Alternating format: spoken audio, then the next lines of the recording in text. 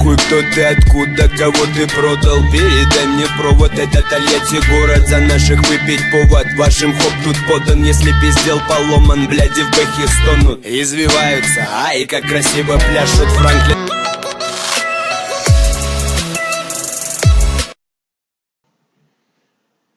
Yo tout le monde, c'est Nandrona. Aujourd'hui, on se retrouve pour le débrief du match qui est opposé ce soir.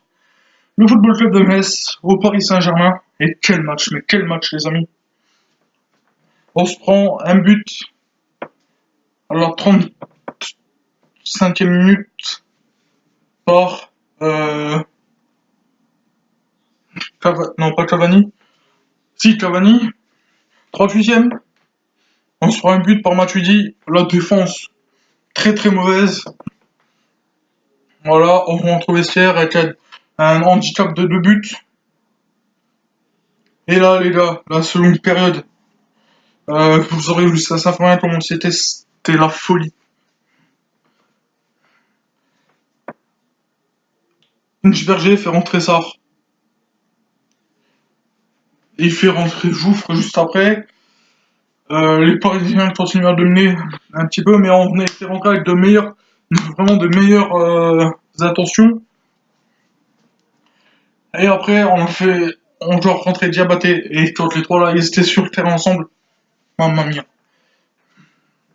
Alors, premier but, tout franc, on vous envoie la surface, Yann Jouffre, un but magnifique, juste magnifique. Ensuite, 10 minutes après, à 88e, Diabaté,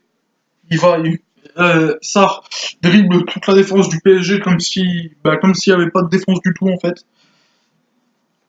Pam, la patte droite de Diabaté, 2-2. Là je me suis dit putain ça y est, il faut arriver à chercher soit un match nul, soit une victoire contre le PSG. J'étais époustouflé, je me suis dit les gars, 2-2 contre une des meilleures équipes de Ligue 1, c'est quand même pas rien quoi. 89e ou 90e vers là, tout franc pour Metz. Jouffre encore une fois, et là, par transversale. Et pour moi, je sais pas, vous me direz en commentaire si pour vous il y avait aussi, mais il y avait pénalty. Il y avait très clairement pénalty, il y a une main de, je crois, Marquinhos. Pour moi, elle était évidente, pour l'arbitre un peu moins. Voilà. 4 minutes de temps additionnel, 93e minute. On se fait balader, on est bloqué dans notre surface de réparation. Kawashima est fautif. Tête de Matuidi, Kawashima avait largement le temps de la bloquer. Et il n'arrête pas. Bon, pour les prestations, Hulol, pour ton premier match de Ligue 1, t'as fait le boulot. Bon, t'es pas à la hauteur de Signorino, mais bon match dans son ensemble. Rivierez, très très bon match. Quelques erreurs de temps en temps. Mais dans l'ensemble, t'as fait le boulot. Ouais. Sauf en première période où toute l'équipe était un peu nulle. Mais Rivierez, t'as fait le boulot. Pour moi, t'es peut-être devenu une solution de rechange pour Baggio. Ensuite, milieu de terrain, Bro Phillips. Je trouve pas que t'as fait un si bon match que ça. T'as perdu pas mal de ballons. Diagne, t'as eu des temps forts, t'as eu des tours moins forts. Ça dépendait. Dans l'ensemble, t'as fait ton match. Mais il aurait fallu quand même que tu t'améliores. Ensuite, le jeune, pas mal du tout même. T'as failli nous faire donner l'avantage grâce à Mevlou Tergin en toute fin de première, pas l'avantage mais de réduire le score en toute fin de première période. La tête de Mevlou Tergin passe largement au-dessus. Mais ensuite, il y a Endetz qui a fait un très très très bon boulot.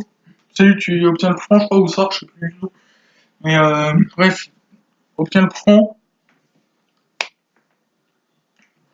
Ensuite, Erdin, bon, t'as fait des courses, t'as été au duel, mais ça a pas payé. Dommage pour toi. Pour moi, tu restes quand même un des meilleurs joueurs qu'on ait rêvé d'avoir à Metz. Même si ces derniers temps, c'est pas trop la forme, tu en conviendras. Ensuite, pour les remplaçants, Sarr, Doucouré, pas Sarr, Doucouré, à propos de Doucouré, Bah, dans l'ensemble, t'as fait un bon match. Franchement, je suis fier de toi, Cheikh. Hein, t'as fait un bon match. Ensuite, j'ouvre, sort Diabaté. Pour moi, c'est la crème de la crème. Je pense qu'il devrait être titulaire tout le temps. Dans le jeu comme on a fait là, si on tient 2 périodes comme on a joué là, le maintien, il nous a besoin d'inquiéter. L'année prochaine, on peut même viser le milieu de tableau. Bon, vous allez dire, je m'emballe, tout ça, le maintien n'est pas garanti et ça. J'émets juste une hypothèse selon laquelle, si on continue à jouer comme on l'a fait contre Paris pour la seconde période, parce que la première, c'était pas la peine, on s'est fait dominer, mais alors vraiment dominer. Mais mettre 2 buts à la meilleure défense du championnat, bon, on a encaissé 3 aussi, mais mettre 2 buts à la meilleure défense du championnat, pour moi, c'est vraiment bien.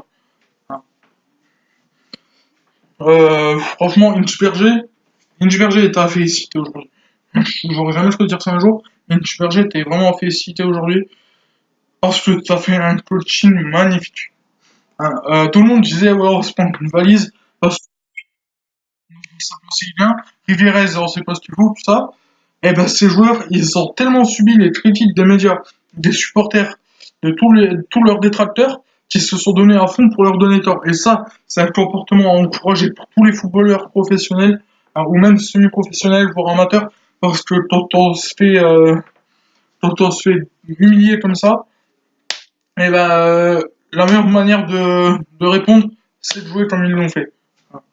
Parce que Udol, il en a voulu, il a pas fait un match exceptionnel, mais il en a voulu, il a montré qu'il voulait jouer, et il a montré du caractère, c'est ça qu'on attend à Metz. Hein, nous, on est un club de caractère, on est un club de passionnés, donc forcément, des joueurs comme ça, avec la ferveur, l'ambition, tout ça, franchement, pas mal. Bon, Milan, par contre, Milan, t'as été mauvais, mais vraiment mauvais comme à ton habitude. Euh, pour moi, t'es fautif sur au moins 2 débuts. Le troisième, j'ai pas vraiment bien vu, mais t'es fautif sur au moins 2 buts. Sur le deuxième, déjà, c'est certain parce que tu reviens sur le joueur, mais 30-40 secondes après, il a le temps d'ajuster la frappe. Kawashima, il peut rien faire. Hein. Donc voilà, Kawashima, en parlant de lui, a réalisé une assez bonne prestation, sauf le dernier but qui nous a coûté le match nul. Hein. Euh, Je veux dire, Didion, il l'a arrêté. Oberhauser l'a arrêté. Toi, t'aurais pu l'arrêter aussi. Franchement, je sais pas compris pourquoi t'es resté statique. Mais bon, l'important, c'est qu'on a fait douter une équipe du PSG. On a montré à toute la France qui on était vraiment. Hein, parce que on est toujours considéré comme comme l'équipe qui se prend 7-0 face à Monaco et 5-0. Hein, voire 5-0 face à l'OL, des trucs comme ça. On est considéré comme par beaucoup comme des lanceurs de pétards maintenant. Hein. Maintenant, on leur a montré qu'on était aussi une ville de football, qu'on était un public de passionnés, qu'on était amoureux de notre club. Ça s'est entendu, je pense, sur les écrans. Euh, C'était magnifique. C'était vraiment un très très beau match, un très très beau public. Le retour de la tribune Est-Place, ça fait vraiment plaisir. L'ambiance était sublime. Moi, je demande qu'une chose, c'est d'avoir ça encore une fois face à Nancy, face à Toulouse quand on les recevra. Mais le plus important, c'est samedi, c'est face à Lorient pour ce maintien. Là, là, c'est primordial de gagner. Parce que en faisant une seconde période comme on l'a fait face à Paris, on peut mettre 4-0 à Lorient, il n'y a pas de souci. Euh, là, on parle quand même d'une équipe qui est la plus mauvaise défense du championnat. Donc je pense que c'est largement possible. Sur ce mot les amis, je vous laisse. Prenez soin de vous. N'oubliez pas de supporter le FCMS comme je le supporte tous les jours. N'oubliez pas de mettre la petite pouce bleu en bas de la vidéo si elle vous a plu, de mettre un commentaire et de vous abonner.